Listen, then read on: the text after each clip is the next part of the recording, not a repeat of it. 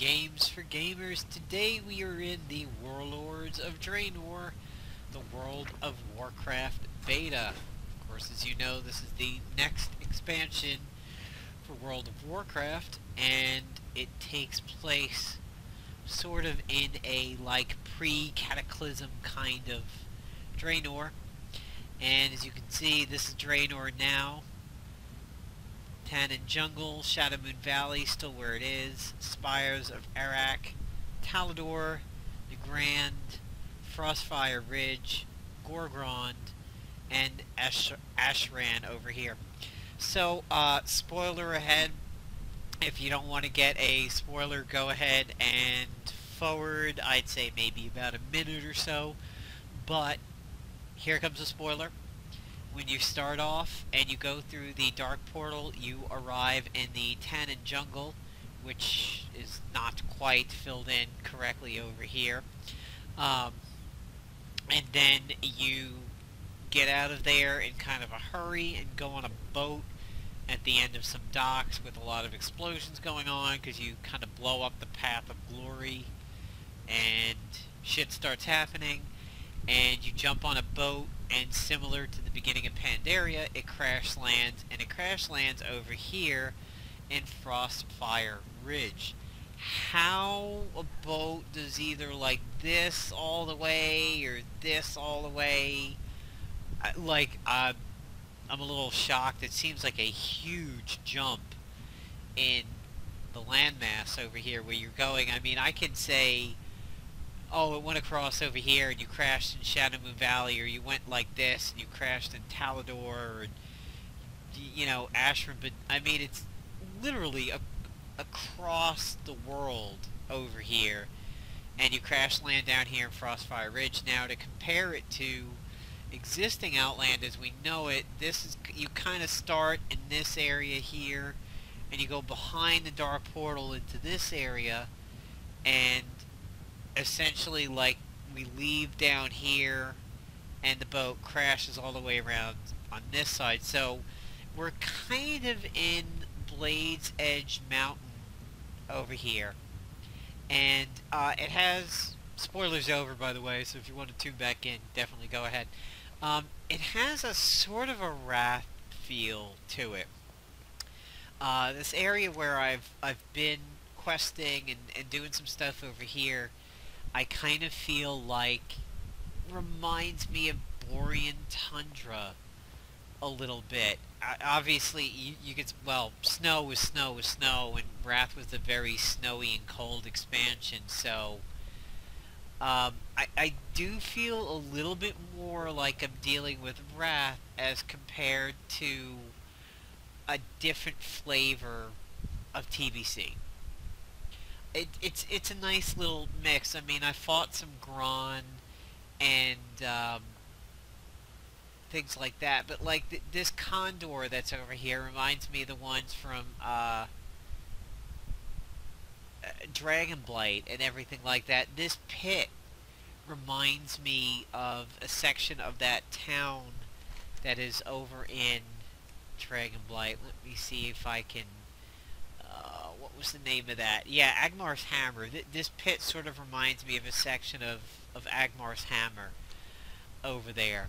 So, I mean, I like it. Actually, I've started to really enjoy it tonight, but tonight I wanted to focus on garrisons. So, when you are questing over here, essentially the boat crash lands and you do some stuff down at the kind of beach area where the boat beaches. You do some stuff down here and you kind of wind around doing some quests, and you're hanging out with Thrall and Kadger, and it's some interesting questing. And then you come over here to this raw area where we decide you're gonna do your barracks. This guy over here is Farseer Drekthar. And, of course, as you stand by him, he works with different elements. He does air, and he does fire, and here comes his wind, his air. So, for your barracks, you essentially come over here, and this is like an empty plot. It's just like just a pit in the ground. There's no wood or anything. And you do a few quests to get it built up, and now this is your garrison.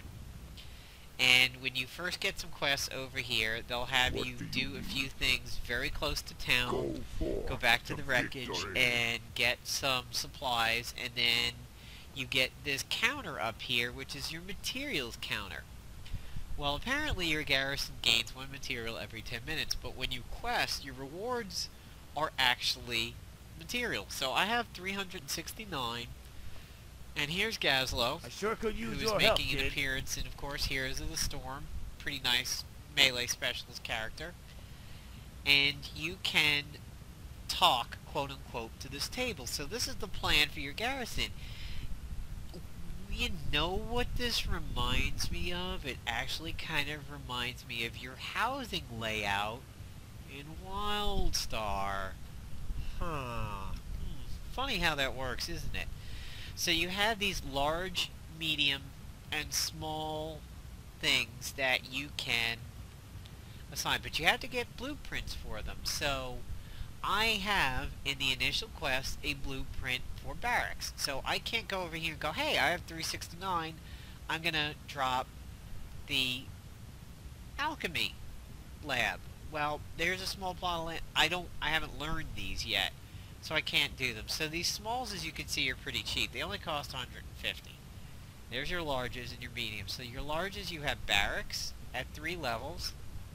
Level 1 unlocks patrol missions. Patrol missions have higher than normal follower experience rewards, increases your follower limit by 10, and allows a follower with a bodyguard trait to accompany you as a guardian into Draenor.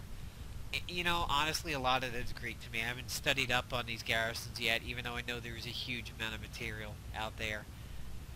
Goblin Workshop unlocks a personal engineer that attaches rockets, mines, speed boost to your mounts.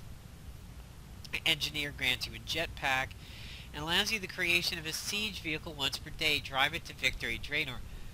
That sounds disgustingly fun. 300. So everything here is 350 materials, apparently, but this one has a little box. Spirit Lodge enables instant travel to strategic points on Draenor. Unlocks a portal to Asheron, Talador, then finally a portal to Gorgrond and the Grand. Stables enables the capture and training of special mounts on Draenor. That's gonna be interesting. You may remain mounted while interacting with objects in outdoor Draenor zones. Increases mount speed in Draenor by 20%. Let's give you a little example of what they did there. I honestly believe they nerfed a game mechanic simply so that they could give it back to you as a perk. This little yellow button over here is my mount's favorite button. When you go into your mount list over here, you can right click on any one of them and pick set as a favorite. And then you have this little button that you can drag to a toolbar that does summon random favorites. So you don't need an add-on to get a random mount anymore. Just mark it as a favorite, and every time you click it, you get a random mount. This is, of course, my Baron Von Pan's Death Charger. One of the first rare mounts I ever got. So, look at what happens. You come up to this gate, you get the golden gear, you can't walk through it. When I come up to it and I click the gear, I get dismounted, and then I have to mount again. That, I'm pretty sure, is the perk that they're giving you. So, yeah, it's like, I'm pretty sure they're doing that on purpose. They're killing that just so they can give it to you as a perk. War Mill doubles the chance for your quest rewards to get a rare or epic bonus upgrade. Allows a collection of armor scraps from Orc clans of Draenor for transmog use. Grants a free raid bonus roll once per week. I guess it's sort of like a coin roll. That would be pretty nice. I could see a lot of people working towards that once they get raider level. Your mediums are a barn. They cost 250 resources. Allows you to capture Cleft-Hoofed and Talbot for rare leather. Capture wolves and boars for meat. Sabertooth and Rylek for rare and epic furs. Frostwall Tavern, random followers each week. Allows you to select traits and abilities for your daily random followers. Unlocks the particularly lucrative treasure hunt missions. Final Fantasy Tactics? Lumber Mill allows players to mark small trees in Draenor for harvest. so I get to pee on some trees. Harvested timber can be converted to work orders for garrison supplies. Allows you to mark medium trees, allows you to mark large trees. Sparring arena increases your out-of-combat regen to 3% maximum health. Enables unlimited underwater breathing and safe fall from outdoor Draenor zones. That seems fun. While below 35% life, all damage is reduced by 50% in outdoor Draenor zones. This seems like a good one to get leveled up really quickly early on for questing. Trading Post unlocks access to the Shatari Defense or the Laughing Skull factions up to the Honored level. Grants access up to Revered, grants access up to Exalted, also increases reputation gain by 20% Draenor. Also a potentially lucrative leveling one.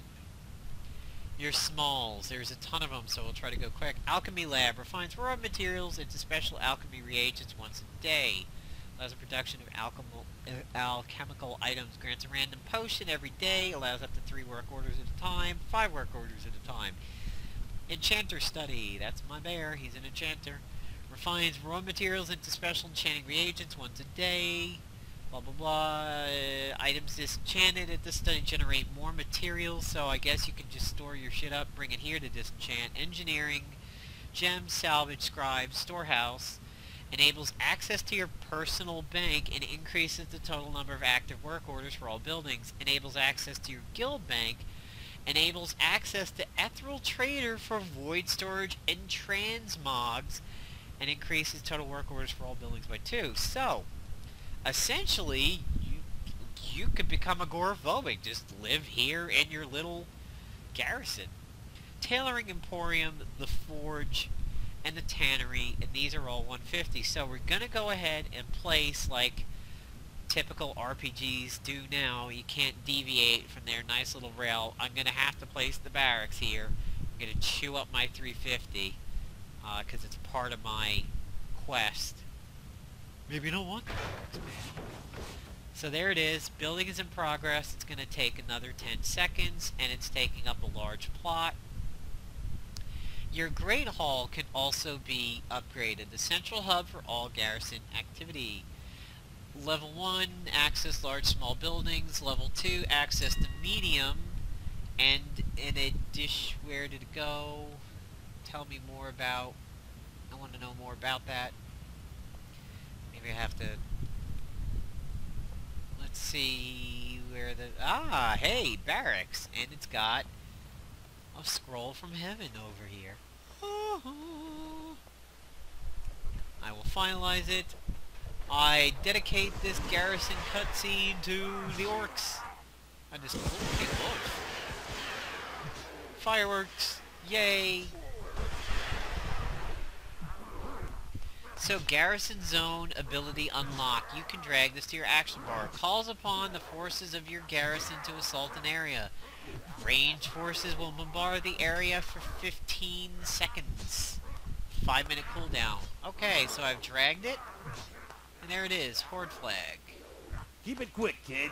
I ain't got all day. And my resources are now down to 20. I have to go find War Master Zog, so let's walk into the barracks. Hi, barracks. We have Maz Def.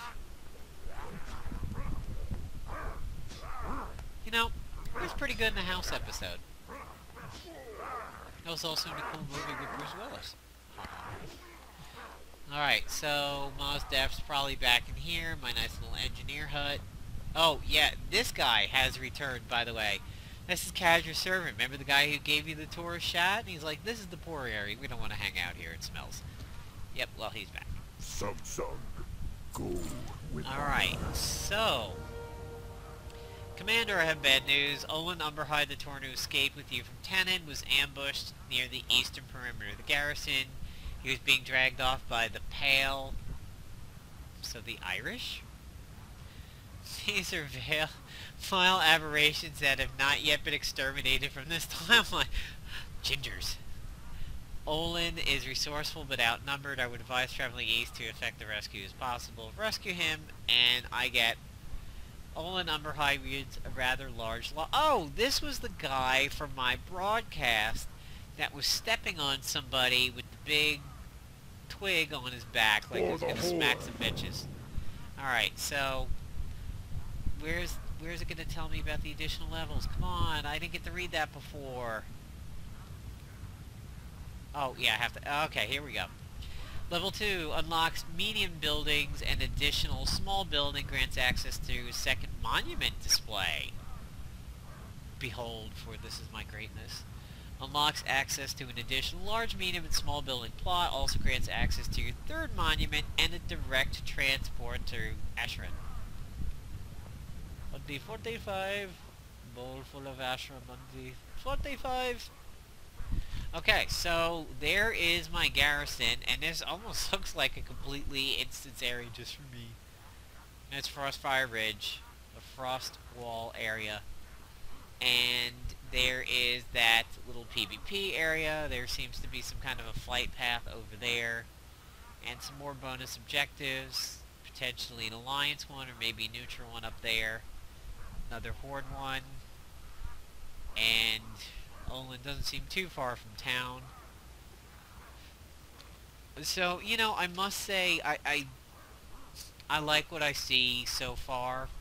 Pandaria's beginning to wear me a little bit, and I totally admit I have to take this very, very carefully. I did the Wrath Beta and then went into Wrath, and I experienced a lot of the Wrath Beta. I had some pre-formed 80s, I had some characters I transferred over to. I leveled a Death Knight through the TBC zones that I'd been playing for years. Got to experience, I think, every dungeon, and even raided an axe, and then it went live, and I did it all over again. I was fine. Mop, Cata Beta I didn't get into. The Mop Beta, I got into it, got a character to 90, actually got a character to like 87, maybe 88, and then went backwards when my girlfriend joined me, so I went back to help her out through all the low-level stuff, and then we all got caught up, and we did the 90 stuff, and we were doing the dragon rep and everything for the mounts, and then it dropped live, and I did it all over again, and I think it actually wore me out a little bit. I think I was over Pandaria a little quicker than a lot of other areas, and I think a big part of it was because I just did it in the beta, and I want to make sure that I don't do that again for this one. I don't get burned out. I like being... Betas to me are great. I love being part of them. I love putting it out on YouTube for you guys, and love sharing it with my guild, and, you know, discussing some of the things, and being prepared, and being able to be like, yeah, I know how to lead through that. I did that. You gotta go here, and you gotta do this, and hey, by the way, look for this, and do this quest. There's a blue there, and it's a great trinket. And I love it, but I just, like, I don't want to be so burnt out on it again that this entire expansion is over in, you know, in a half a year for me. I'm like, okay, want something new. So, there's a look at garrisons in some of the beginning areas of Warlords of Draenor. Funnily enough, you can't get in this gate over here. But I've noticed I can just kind of come around, go a little up this wall, and just like glitch right through everything. Boom, back in my garrison. So, hope you enjoyed this look at garrison stuff, and we'll be returning here in the future, and hopefully some of the videos coming up will have the instances, dungeons and everything. I don't exactly know what's first, because if you look at these, they all say 90 to 100, and only a few of them are locked. For the gear that I've found so far, definitely does not outweigh the gear that I'm wearing, but it's got a little bit of a cool look to it. Here's some of the gear that I've gotten from quests so far. There it is, fully equipped. Now, again, doesn't that kind of give you a little bit of a Wrath feel? Like, doesn't that look like Vrykul type and Yarm and whatever those guys are called? Doesn't this look like Wrath gear? Like the beetle set for hunters that existed, and I think it was, what, early ICC, was that like beetle set?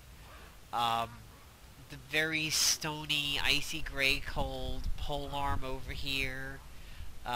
Here it is zoomed in. Let's zoom it out a little bit. So, I mean, this doesn't feel like ancient TBC or anything like that. It feels rat-ish, honestly. So, anyway, hope you enjoyed this look at Warlords of Draenor, the World of Warcraft beta here on G4G. Stay tuned for some more videos. Have a good day, folks.